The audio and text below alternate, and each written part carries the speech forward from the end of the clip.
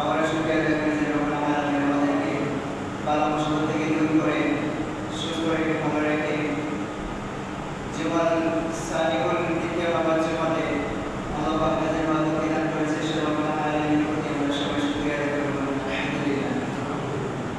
দরুদ পাঠ করে মুহাম্মদ রাসূলুল্লাহ সাল্লাল্লাহু আলাইহি ওয়াসাল্লাম যে নবী নবুয়তের শুরু থেকে উম্মতের জন্য জিন্দেগি শেষ করে দিয়েছেন সেই নবীর প্রতি আমরা দরুদ পাঠ করব। আল্লাহুম্মা সাল্লি আলাইহি আল্লাহুম্মা বারিক আলাইহি।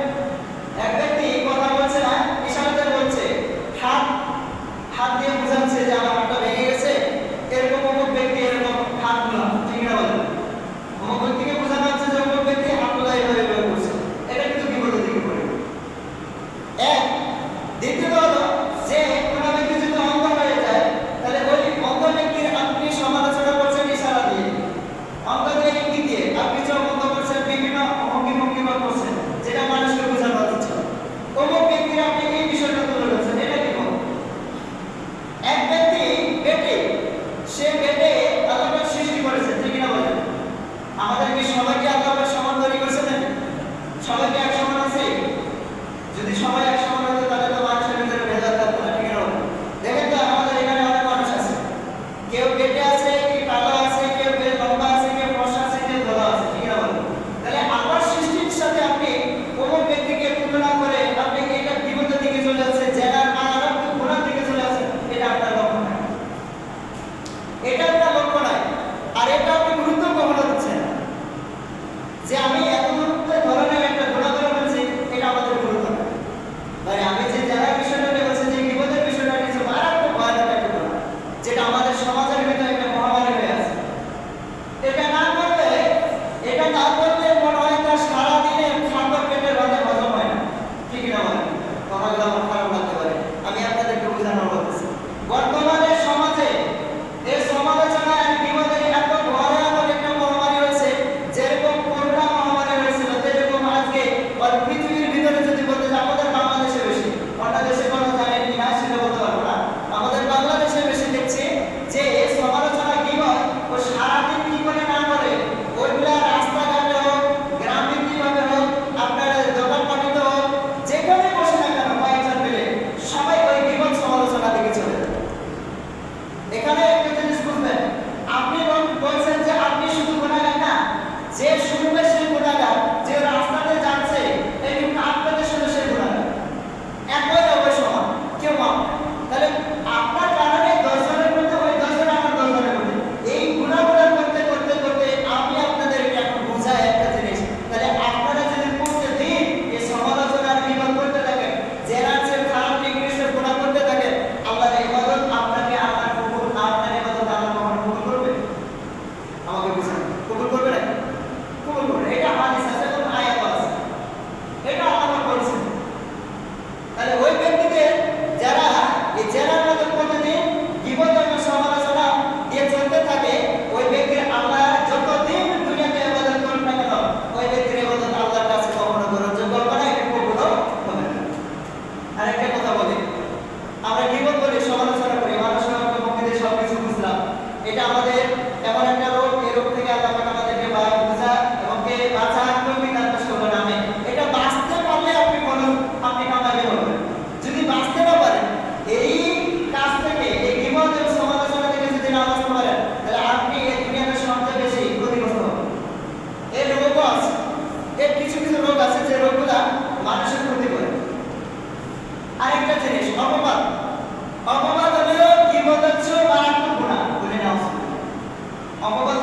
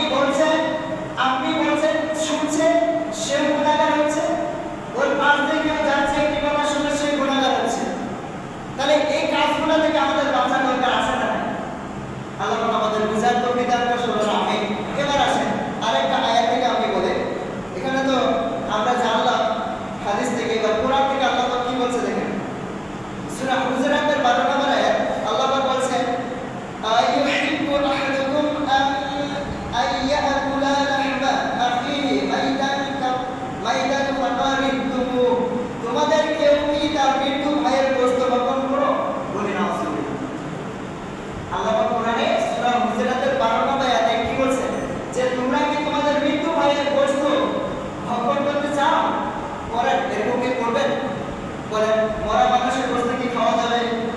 খাওয়া যাবে নাকি? বলেন খাওয়া যাবে এরকম দলিল আছে? দলিল নাই। তাহলে মরা মানুষের গোশত আমরা কতদিন খাচ্ছি? বলি না কতদিন খাচ্ছি? কিভাবে খাচ্ছি? ওই যে সমালোচনা করছে কিভাবে খাচ্ছেন?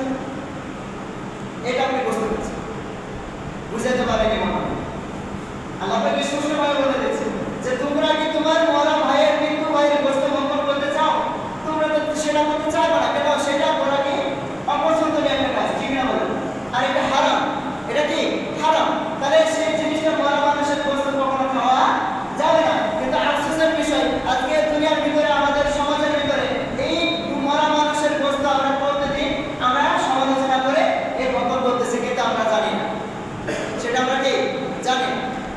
আফসোসের বিষয়। তাহলে দেখেন এই গোশতটা খাওয়া যেরকম হারাম, তার সমালোচনা করা, বিবাদ করা, অপবাদ দেওয়াটা কি হারাম, ঠিক না বলেন? হারাম কিনা?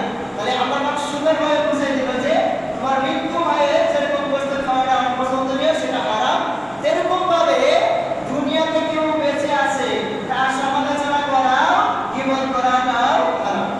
কথা বলে বুঝেন?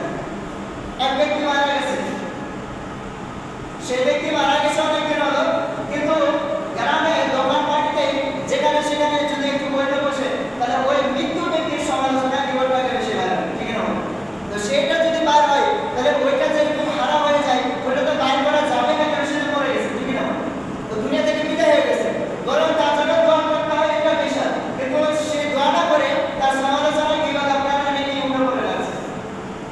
একটা মানুষ মারা যাওয়ার পরে তার কবর হাসান শুরু হয়ে যায়, তো সেই ব্যক্তি সমালোচনা কিভাবে করে আপনি দুনিয়াতে আরো কবর হাসান আপনি নিজেরা তৈরি করছেন, আপনারা নিজেরাই তৈরি করছেন। সে তো মরে গেছে, তার হিসাব কি সে দিচ্ছে? কি শাস্তি হচ্ছে? না ব্যাগ আশা করবে যে ভাই আমার আঘাত হচ্ছে, তোমরা ঠিক হয়ে যাও। স্বপ্ন এরকম কাউকে দেখাইছে আজ পর্যন্ত? বলে দেখাইছে নাকি? কেউ কি দেখছেন? বলে তো কেউ দেখেন। আরে সেই জিনিসটা বুঝতে হবে যে মানুষটা মারা গেছে সে আল্লাহর কাছে চলে গেছে। যখন আল্লাহর কাছে চলে গেছে, তার আযাব, তার হিসাব নিকাশ সে কি করছে না করছে সেটা ভালো বুঝে। কিন্তু দুনিয়াতে মানুষ সেই বিষয়টা নিয়ে ওই মৃত্যু মানুষের সমালোচনা কেবল উঠে পড়ে লাগছে। এটা থেকে আমাদেরকে বাঁচতে হবে। যদি আমরা না বাঁচতে পারি, ভাই আমাদের ইবাদত আল্লাহর কাছে কখনো গ্রহণযোগ্য হবে না। এই ইবাদত আল্লাহর কাছে কখনো কবুল হবে না যে ইবাদতটা আমরা করতেছি। এটা একদম ফরজ কাজ, এখান থেকে প্রত্যাহার করে নেয় ফরজ কাজ। আপনি যদি এই কাজ থেকে ব্যাক না আসতে পারেন, দুনিয়াতে আপনি কখনো শান্তি থাকতে পারবেন না, কখনো শান্তিতে থাকতে পারবেন না। কিছু রোগের কথা বলে, এই রোগগুলো আমাদের দুনিয়ার ভিতরে কিসের কারণে হয়? এই মহামারীটা কিসের কারণে হয়? এইগুলা কারণ হয়, সেগুলো হবে সমালোচনা বিবাদ করার কারণে। আমাদের আল্লাহ পাক গজব নাযিল করে, গজব বুঝেন? গজব বুঝেন না? আল্লাহ পাক প্রচন্ড রাগান্বিত হয়ে নারাজ হয়ে মানুষের ভিতরে তখন গজব নাযিল করে। এক ধরনের অসুখ বিসুখ সেটা বেশি হয়, যেটা অল্প জায়গায় সুস্থ মানুষ চলতে যায়, পাচ্ছে সব কিছু হলো, হঠাৎ করে প্যারালাইজ। এটা প্রমাণ হয়েছে অনেক জায়গায়, হঠাৎ করে প্যারালাইজ। হঠাৎ করে প্যারালাইজ হয় কিসের কারণে হয় জানেন? এটা বেশি সমালোচনা আর বিবাদ করার কারণে, আর অপবাদ করার কারণে। আল্লাহ পাক এত রাগান্বিত হয় তখন ওই বান্দাকে একটু শিক্ষা দেওয়ার জন্য শাস্তি দিতে হয়। বলে না, রাগ করার জন্য কথা বলি নাই, বুঝানোর জন্য বলতেছি। এটা যদি এখন থেকে না বাঁচতে পারেন, এটা বাঁচে আসাটাই খরচ। এই কাজটা যদি না বাঁচতে পারেন, তাহলে দেখবেন একদিন না হোক আল্লাহ পাক আপনাকে এই দুনিয়া থেকে তার শাস্তি ভোগ করায় তারপর বিদায় করে নিয়ে গেল। তারপরে আপনি আপনার দুনিয়া থেকে আল্লাহ পাক নিয়ে যাবেন। এত সস্তা না দুনিয়াতে আল্লাহ আপনাকে পাঠিয়েছেন, এটা নয় যে আপনি যা ইচ্ছা তাই করবেন। এত সস্তা না। আপনার ক্ষমতা ততটুকুই মৃত্যু আগ পর্যন্ত। এই মৃত্যু আগ পর্যন্ত আপনার দুনিয়াতে ক্ষমতা, মৃত্যুর পরে আগে কত শাস্তি আল্লাহ পাক নির্বাচন করে রাখছেন। আর কিছু কিছু মানুষের সাথে দুনিয়াতে আল্লাহ তাকে দিয়ে এইটা কারণে যখন আল্লাহ বেশি রাগান্বিত হয়ে যায়, যখন আল্লাহর সৃষ্টিকে, আল্লাহর খুব মহব্বতের সৃষ্টি বান্দাদেরকে অপবাদ দেয়, সমালোচনা করে, বিবাদ করে, আল্লাহ তখন রাগান্বিত হয়, ক্ষোভ হয়। আল্লাহ তখন এই বান্দাদের ভিতরে তখন কি করে গজব নাযিল করে। দেখবেন তার প্যারালাইজ হয়ে গেছে, একটা হাত একটা পা হঠাৎ করে পড়ে গেছে, আর উঠতে পারে না।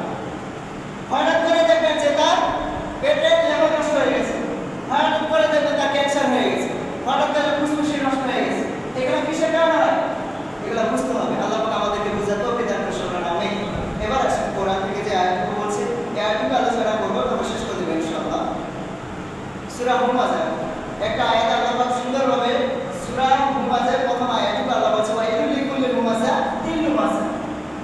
এই আয়াতে কি বলছে দেখেন, আল্লাহ পাক বলছে ধ্বংস প্রত্যেক পিছনে যারা, আল্লাহ পাক বলছে যে ধ্বংস ওই ব্যক্তিরা যারা পিছনে এবং সামনে কি করে মন্দ কাজ করে, মন্দ কথা বলে নাউযুবিল্লাহ।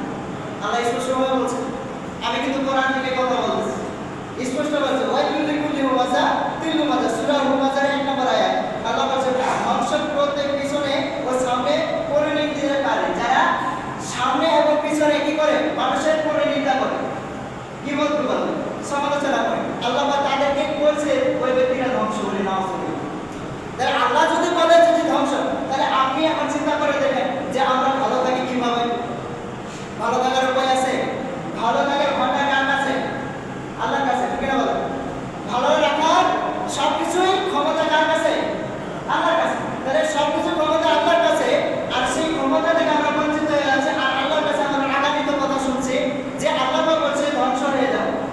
তাহলে যদি আল্লাহ পাক বলে ধ্বংস হয়ে যায়, তাহলে আপনি দুনিয়াতে ধ্বংস ছাড়া কখনো ভালো কিছু করতে পারবেন না, আপনি ধ্বংস হয়ে যাবেন। যেহেতু আল্লাহ বলেছেন এটাই সত্যি, যেহেতু আল্লাহ বলেছে সেটাই সত্যি, ধ্বংস হয়ে যাবে। তাহলে আল্লাহ পাক আমাদেরকে এই আয়াত থেকে বুঝাতে হবে, তাকে সবাই বলেন আমিন। আরেকটা আয়াত আমি তেলাওয়াত করে শেষ করব। এখানে বলছে কারোর প্রতি খারাপ ধারণা করা হারাম। কারোর প্রতি কি খারাপ ধারণা করা কি হারাম? এটা তো সূরা হুজুরাতের 12 নম্বর আয়াতে প্রথম আয়াতে বলছে ইয়া আইয়ুহাল্লাযীনা আমানু তানিবু কাসীরাম মিনাল জান্নি ইন্না বা'দা জান্নি ইসমু ওয়া লা তাহাসাবু ওয়া লা ইয়াগতাব বা'দুকুম বা'দান আইয়ুহিব্বু আহাদুকুম আইয়াকুলা লাহমা আখি মাইতান ফাকারিতুমু ওয়াত্তাকুল্লাহা ইন্নাল্লাহা তাওয়াবুর রহিম। আল্লাহ পাক সূরা হুজুরাতের 12 নম্বর আয়াতে বলছে হে ঈমানদারগণ তোমরা অনেক কুধারণা থেকে বেঁচে থাকো। আল্লাহ পাক বলছেন যে হে ঈমানদারগণ তোমরা কি কুধারণা থেকে কি করো? বেঁচে থাকো। তাহলে কুধারণা একটা, আরেকটা কথা। কুধারণা একটা হলো যে আমরা মনের ভিতরে কুকম সন্দেহমূলকভাবে কুমন্ত্রণা তৈরি করি, আসি না নাই? নিজেদের ভিতরে এটা তৈরি করে থাকি। আল্লাহ পাক বলছে যে তোমরা কুধারণা থেকে কি থাকো? বেঁচে থাকো। যখনই কোনো ঈমানদার ব্যক্তি কুধারণা করে, তখন শয়তান সেখানে কি করে? বসবাস করে, তাকে ধোঁকা দিয়ে তখন কি করে? সেই বিপদের জায়গায়, ধ্বংসের জায়গায়, সমালোচনার জায়গায় এবং খারাপ কাজে তাকে লিপ্ত করে বলে নাউযুবিল্লাহ। আল্লাহ পাক সুন্দরভাবে বলছে। তারপরে কি বলছে দেখেন, কেননা কত ধারণা গুনাহ, আর তোমরা একে অন্যের দোষ ত্রুটি অন্বেষ করো না। এখানে আল্লাহ পাক বলছে তোমরা একে আর অন্যের মানে আপনার প্রতিবেশী কারো যদি দোষগুলো কি করছে অনুসন্ধান করতে নিষেধ করছে। আমরা কিন্তু এটা করি সারাদিন, কি করি না করে অন্য ব্যক্তি যেটা করে ওইটা অনুসন্ধান করে করে করে শেষ বেলায় যদি আমরা মাগরিবের পরে একটু সময় পাই, দোকান পার্টিতে যাই বসি, তখন শুরু করে দিই গানে, ঠিক না বলেন? এটাকে বলে অনুসন্ধান। আল্লাহ পাক বলছে তোমরা একে অপরের কোনো কি করবে না, অনুসন্ধান করবে না। তাহলে আমরা এটাই করতেছি, আল্লাহর বিরোধিতা করতেছি। তা আল্লাহ পাক আমাদেরকে দুনিয়ার ভিতরে গজব তো দিবে, ঠিক না বলেন? আমার কথাগুলো খারাপ লাগার কথা বলছি না, এটা বুঝা থেকে বলছি, এবং এটা ফরজ মানতে হবে। যদি ইবাদত করতে চান সঠিকভাবে, তাহলে আপনাকে এই কাজ থেকে ফিরে আসতে হবে। আর যদি ইবাদত করতে চান ভালোভাবে, যদি ঈমানদার হতে চান, যদি মনে করেন যে আমার মরার পরে আমাকে জান্নাত যাওয়ার দরকার আছে, তাহলে এই গীবত থেকে, সমালোচনা থেকে, কারো গুনাহগার অনুসন্ধান করার কাছ থেকে বিরত থাকতে হবে। এটা হলো ফরজ কাজ। আল্লাহ পাক আমাদেরকে বুঝার তৌফিক দান করুন, বলুন আমিন। আর একটু কথা বলি, আমাদের সমাজের ভিতরে যেগুলো কাজ আমরা করতেছি, রানিং যে কাজগুলো করতেছি, ভাই আমার যেহেতু পর্ব যাওয়ার সময় কম, অতএব একটু চিন্তা করে দেখবেন। আজকে প্রথম জুম্মা শুরু হয়েছে, আপনার একটা পর্বতে জামাত শুরু হবে। নেক্সট ডে অবশ্যই আমরা ঠিক সময়ের মধ্যে মসজিদে আসার চেষ্টা করবো ইনশাআল্লাহ। আর কিছু কথা বলি, আজকে সমাজের ভিতরে এই গীবত, এই সমালোচনা এতটা ভয়ানক রূপ, এই রূপটা থেকে আমাদেরকে প্রত্যেক মানুষকে বাঁচতে হবে। আল্লাহ পাক আমাদেরকে বাঁচায় এবং কে আমল করার তৌফিক দান করে, বলুন আমিন। আমার কথা হলো যে নিজের খবর নিজের করবো, কারো সমালোচনা করা, কারো গীবত দেওয়া, কারো এটা করা ওটা করা আমার মনে হয় কোনো দরকার নাই, ঠিক না বলেন? আপনি যত এই কাজ থেকে বেঁচে থাকবেন তত হেফাজত থাকবেন। যদি এই কাজ থেকে না বাঁচতে পারেন, তাহলে আপনি নিজেও ক্ষতিগ্রস্ত হবেন, যে শুনবে সেই ক্ষতিগ্রস্ত